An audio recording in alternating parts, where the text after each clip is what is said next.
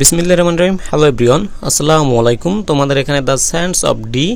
এই কবিতা থেকে যে তোমাদের কোশ্চেন এবং অ্যান্সার আছে সেগুলো আমি এখানে দিব। তার আগে বলতেছি, তোমরা যারা মেইন ভিডিওটি মানে কবিতা লাইন বাই লাইন এক্সপ্লেন দেখো নাই, তোমরা এখানে ডেসক্রিপশন বক্সে লিঙ্ক দেওয়া থাকবে। তারপর দেখো এই যে আই বাটন আছে, এখানে কি লিঙ্ক দেওয়া আছে, তুমি দেখে আসতে পারো। ঠিক আছে, ইউটিউবে এই যে দ্য সায়েন্স অফ ডি এই কবিতার ব্যাখ্যা এই ভিডিওর থেকে সুন্দর করে তোমাকে আর কেউ বোঝাতে পারবে না, আমি তোমাকে গ্যারান্টি দিচ্ছি। ঠিক আছে, তুমি অবশ্যই সেই ভিডিওটা দেখে আসো, তাহলে তুমি কবিতার যে সামারি বা থিম, বাংলা যে একটা ভাব অনুবাদ সবকিছু বুঝতে পারবে। তারপর আমি এখানে বলে দিচ্ছি কিছু, যেহেতু তুমি এখানে প্রশ্নগুলো অ্যান্সার তোমার লাগতেছে, সেটা হচ্ছে এই কবিতা সম্পর্কে যদি একটু কিছু সেকেন্ডে বাংলা বলি, তারপরে তুমি সম্পূর্ণ কবিতাটা দেখে আসলে আমি সাজেস্ট করব সেই কবিতাটা দেখে আসবে আমার আর কি। এই কবিতায় মেরি নামের একটি মেয়ের করুণ পরিণতি তুলে ধরা হয়েছে। হ্যাঁ, ঠিক আছে, তাকে গরু ঘরে আনার জন্য এখানে বলা হয়েছিল, কিন্তু সে যখন সমুদ্রের তীরে যাচ্ছিল গরুগুলো নিয়ে আসার জন্য, তখন আবহাওয়াটা প্রচণ্ড হঠাৎ করে খারাপ হয়ে যায়। পশ্চিম দিক থেকে জোয়ার আসে এবং কুয়াশা নেমে আসে এবং সে আর ঘরে ফিরতে পারে না। ঠিক আছে, সেই নদীতেই ডুবে মরে। পরে সমুদ্র থেকে তার দেহ উদ্ধার করা হয়। কবিতা আমাদের কি এখানে নেচার বা এখানে প্রকৃতির যে ভয়াবহতা এবং জীবনের যে অস্থায়িত্ব সম্পর্কে এখানে আমাদের ভাবতে বাধ্য করে। ঠিক আছে, জীবন সম্পর্কে এবং নেচারের যে ভয়াবহতা সেটা সম্পর্কে আমাদের ভাবায় আর কি এই কবিতাটার মূল থিম। তোমরা অবশ্যই আমি সাজেস্ট করবো তোমরা সেই মূল কবিতাটি দেখে আসবে। আচ্ছা, প্রশ্নগুলো দেখো এখানে কি আছে। Hot was the weather like. এখন দেখো আমি যতটুকু বাংলা বলছি সেখান থেকেই তোমার অ্যান্সারগুলো অনেকটা তুমি বুঝতে পারবে। দেখো, what was the weather like when Mary went to bring the cattle home. What was the weather, ওয়েদারটা মানে আবহাওয়াটা কীরকম ছিল, like when Mary went to bring the cattle home, যখন তিনি তার গরুগুলোকে বা ক্যাটেলগুলোকে বাসায় আনার জন্য এখানে বের হয়েছিল, তখন ওয়েদারটা কেমন ছিল সেটা এখানে জানতে চেয়েছে। আচ্ছা, এটা আমরা কিভাবে প্রশ্নটার অ্যান্সারটা লিখবো, সেটা হচ্ছে এই যে when Mary went out to bring the cattle home, যখন তিনি এই যে বের হয়েছিল ওই যে গরুগুলোকে ঘরে নিয়ে আসার জন্য, দ্য ওয়েদার ওয়াজ ওয়াইল্ড, এটা ছিল ওয়াইল্ড। ওয়াইল্ড তো বুঝো আর কি, বন্য, একদম হিংস্র আর কি। ঠিক আছে, খারাপ ছিল অ্যান্ড ডেঞ্জারাস ছিল। উইথ এ ওয়েস্টার্ন ওয়াইন্ড, এখানে পশ্চিম দিক থেকে বাতাস আসতেছিল। That was dung with foam, এবং এটা কি এখানে ফোমে বা এখানে কি, হ্যাঁ ফোমে পরিপূর্ণ ছিল এরকম আর কি। দ্য ওয়েস্টার্ন টাইড, এবং পশ্চিম দিক থেকে একটা জোয়ার slowly rose over the sand, এখানে পশ্চিম দিক থেকে বাতাসের পাশাপাশি আরো একটি জিনিস আসতেছিল, সেটা হচ্ছে এই যে জোয়ার টাইড। ঠিক আছে, the western tide slowly rose over the sand, এবং পশ্চিম দিকের সেই জোয়ারটা আস্তে আস্তে আস্তে আস্তে আস্তে আস্তে কি বালুর উপরে উঠে গিয়েছিল, এবং আবহাওয়াটা ছিল খুবই এখানে ডেঞ্জারাস, এবং তখন ছিল সন্ধ্যাকাল। সবকিছু তাৎক্ষণিকভাবে হওয়ার কারণে মেরি আসলে বোঝার আগেই তিনি এখানে পানির মধ্যে আটকা পড়ে এবং তিনি কি সেখানে কি মারা যায়। বুঝতে পেরেছো, খুবই করুণ একটি কবিতা, তোমরা বুঝতে পারবে যদি সম্পূর্ণ এক্সপ্লেনটা দেখো। আচ্ছা, তারপর কি আছে দেখো। আচ্ছা, সেকেন্ড কোশ্চেনটা দেখো, why are some words or lines repeated in the poem. ঠিক আছে, এখানে প্রশ্ন করছে কেন, হোয়াই আর সাম ওয়ার্ডস, এখানে শব্দ, অর লাইন্স, এখানে লাইন রিপিটেড মানে বারবার ব্যবহার করছে ইন দ্য পোয়েম। এই কবিতায় কিন্তু তোমরা দেখবে এখানে শুরুর দিকে এরকম আছে, call the cattle home, call the cattle home, মানে এখানে এক একটি সেন্টেন্স অনেকবার রিপিট করেছে। এটা কেন করেছে, সেটা কি আক্স করেছে, সেটা আমরা কিভাবে লিখতে পারি, সেটা হচ্ছে দ্য পোয়েট রিপিটস, এখানে কি এখানে রিপিট করছে, পুনরায় ব্যবহার করছে সাম ওয়ার্ডস, কিছু শব্দ, অ্যান্ড লাইন্স, হ্যাঁ কিছু শব্দ এবং কিছু লাইন ব্যবহার করেছে।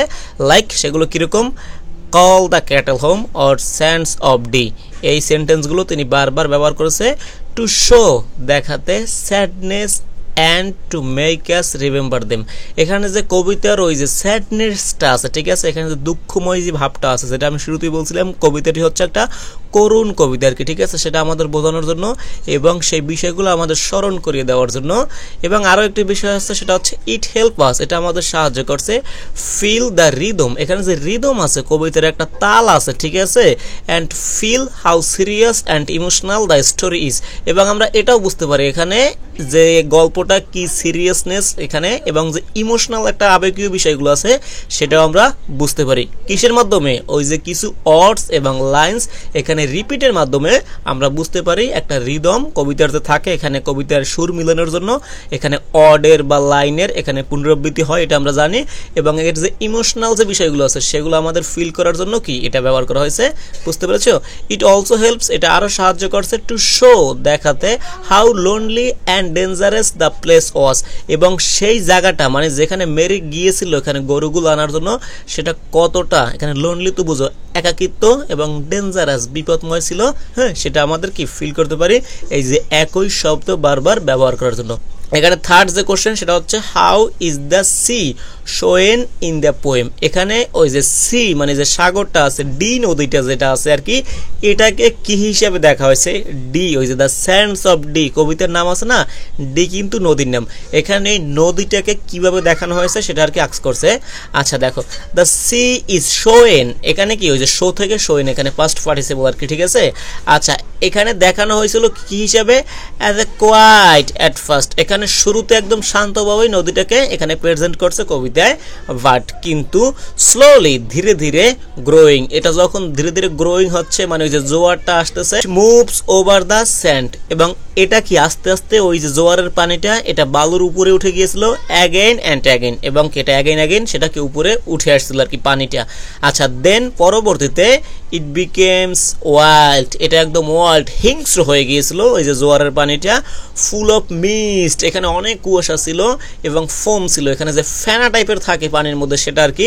লেটার পরবর্তীতে দ্য পোয়েট কলস ইট ক্রুয়েল এটাকে তিনি কি নিষ্ঠুর বলেছে অ্যান্ড হাংরি ক্ষুধার্ত বলেছে কাকে এই নদীটাকে কেন বলছে ওই যে মেরিকে এখানে কি মেরিকে যে মেরে ফেলছে ওই পানিটা আর কি এই যে যেটা এখানে বলছে as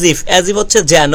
the sea took Mary's life like a monster ঠিক আছে অ্যাজ ইফ যেন the sea took Mary's life এখানে নদীটা জানো কি মেরির জীবনটা নিয়েছে লাইক এ মনস্টার একটা দৈত্যর মতো তার জীবনটা তিনি কেড়ে নিয়েছে বুঝতে পেরেছো এখানে নদীকে দৈত্য হিসাবে কবি কল্পনা করেছে বুঝতে পেরেছো খুবই একদম সুন্দর করে এভাবে লিখতে পারলে তোমার টিচার জাস্ট ইমপ্রেসড হয়ে যাবে এটা আর কি বলছে খুবই সুন্দর না এখানে সেন্টেন্সটা দেখো অ্যাজ ইফ যেন the sea took Mary's life ওই যে মেরির জীবনটা নিয়ে নিয়েছিল লাইক এ মনস্টার আচ্ছা আমরা সর্বশেষ এখানে যে কোশ্চেন আছে দুইটি সেটা আমরা দেখি ন্যারেট দ্য স্টোরি এখানে স্টোরিটা তোমাকে বর্ণনা করতে বলছে অফ মেরির ইন ইউর ওন ওয়ার্ডস তোমার নিজের ভাষায় সেটা একটু বলো দেখো কিভাবে এটা যে আমার মতো অ্যান্সার হবে সেটা না তুমি যদি নিজ থেকে লিখতে পারো সেটা তুমি লিখতে পারবে দেখো এখানে কি আছে Mary went to bring the cattle home এখানে মেরি বের হয়েছিল ওই যে ক্যাটেলগুলোকে বা এখানে গবাদি পশু বলতে পারো বা স্পেশালি গরুগুলো আচ্ছা তুমি এখানে আস্ক করতে পারো যে ক্যাটেল অর্থ হচ্ছে গবাদি পশু আমরা কেন গরু বলতেছি এই রিজনটা আমি কবিতার মধ্যে খুবই সুন্দর করে এক্সপ্লেন করেছি তোমরা চাইলে কবিতাটা দেখে আসতে পারো আচ্ছা এই যে Mary went to bring the cattle home Mary এখানে বের হয়েছিল এই যে গরুগুলোকে বাসায় নিয়ে আসার জন্য across the sands of D ওই যে ডি নদীর তীর আছে তার ধারে বা তার কাছ থেকে আর কি বা তার তীর থেকে আর কি নদীর যে এখানে তীর আছে বা কুল আছে সেখান থেকে দ্য ওয়েদার ওয়াজ ব্যাড এখানে ওয়েদারটা ছিল ব্যাড অ্যান্ড দ্য টাইড এখানে যে জোয়ারটা কেম ইন স্লোলি এখানে ওয়েদারটা ছিল খারাপ এবং কি এখানে যে জোয়ারটা আছে সেটা স্লোলি এখানে ধীরে ধীরে বাড়তেছিল she got lost in the mist ওই যে মিস্ট আছে কুয়াশা আছে ঠিক আছে তখন কিন্তু কুয়াশার মধ্যে তিনি একদম হারিয়ে গেছিল অ্যান্ড ড্রোন্ড এবং ডুবে গিয়েছিল লেটার পরবর্তীতে হার body was found in the sea এবং পরবর্তীতে তার ডেড বডি আর কি মৃত্যু বডিটা বা এখানে তার শরীরটা পাওয়া গেছিল এই যে সমুদ্রের পারে আর কি বুঝতে পেরেছো এটা কি করছি আমরা নিজের ভাষায় এখানে বর্ণনা করছি এই গল্পটা পড়ে আমরা যেটা বুঝতে পেরেছি আচ্ছা আমরা ছোট করে করছি অনেক বড় এটা যদি আমরা এক্সপ্লেন করি বা সামারিটা লিখি আমরা তো এখানে 2 নম্বরের জন্য এতটা লিখবো না ঠিক আছে এভাবে লিখতে পারলে তোমাদের সাইজ নিয়ে বা প্রশ্নের যে প্যাটার্ন আছে আমি যেভাবে লিখে দিয়েছি তোমরা চাইলে এটা নিচ থেকে ফলো করতে পারো আচ্ছা তারপর লাস্ট ওয়ান কি আছে দেখো suppose you were walking on shore ঠিক আছে তুমি এখানে কি কিনারা দিয়ে হাঁটতেছো with a couple of your friends তোমার কিছু বন্ধু নিয়ে হোয়াইল যখন মেরি ওয়াজ ড্রাউনিং এখানে মেরি যখন ডুবে যাচ্ছে তখন তুমি তোমার বন্ধুকে নিয়ে হাঁটতেছিল আর কি ঠিক আছে এখানে নদীর তীরে বা সাগরের তীরে describe what you would have done এখানে তোমাকে ডিসক্রাইব করতে বলছে তখন তুমি কি করতে? সাপোজ তুমি তোমার বন্ধুদের নিয়ে এখানে হাঁটতেছিলে ওই নদীর পাশ দিয়ে, তখন দেখতেছিলে এখানে মেরি ডুবে যাচ্ছিল, তখন তুমি কি করবে? এটা আর কি তোমাকে এখানে প্রশ্ন করা হয়েছে। দেখো এটার অ্যান্সারটা, ইফ আই স, যদি আমি দেখতাম মেরি ড্রাউনিং, এখানে মেরি ডুবে যাচ্ছে, I would call my friends, আমি আমার বন্ধুদের ডাকতাম, and try to help her, এবং তাকে সাহায্য করার চেষ্টা করতাম। হার মানে কি? এই যে মেরিকে। I would shout for help, আমি এখানে যে সাহায্যের জন্য চিৎকার করতাম, and try to find something to pull her out, এবং কিছু এখানে আমি চেষ্টা করতাম খোঁজার, যেটা দিয়ে তাকে কি এখানে টেনে তোলা যায়, ঠিক আছে, ওই যে পানি থেকে আর কি। If I couldn't save her alone, আমি যদি একা তাকে সাহায্য করতে না পারতাম, আই উড রান, এখানে আমি কি দৌড়ে যেতাম, two the village for help, আমি সেই গ্রামে দৌড়ে যেতাম, এখানে কি এখানে সাহায্যের জন্য, মানে এই মেয়েটাকে বাঁচানোর জন্য আমি কি গ্রামের দিকে ছুটে যেতাম সাহায্যের জন্য, যদি আমি একা না পারতাম। এটা আর কি বলছে, if I couldn't save her alone, আমি যদি একা না পারতাম, I would run to the village for help, ঠিক আছে, আমি সেই গ্রামে চলে যেতাম এখানে সাহায্যের জন্য। আশা করি বুঝতে পেরেছো। তারপর কোনো প্রশ্ন থাকলে সেগুলো এখানে আস্ক করতে পারো, এবং তোমরা যারা আমার কাছে পড়তে চাচ্ছ স্ক্রিনে দেওয়া নাম্বারের কাছে এখানে তোমরা নক দিতে পারো হোয়াটসঅ্যাপে, ঠিক আছে। আচ্ছা, এটাই আর কি। Thank you all.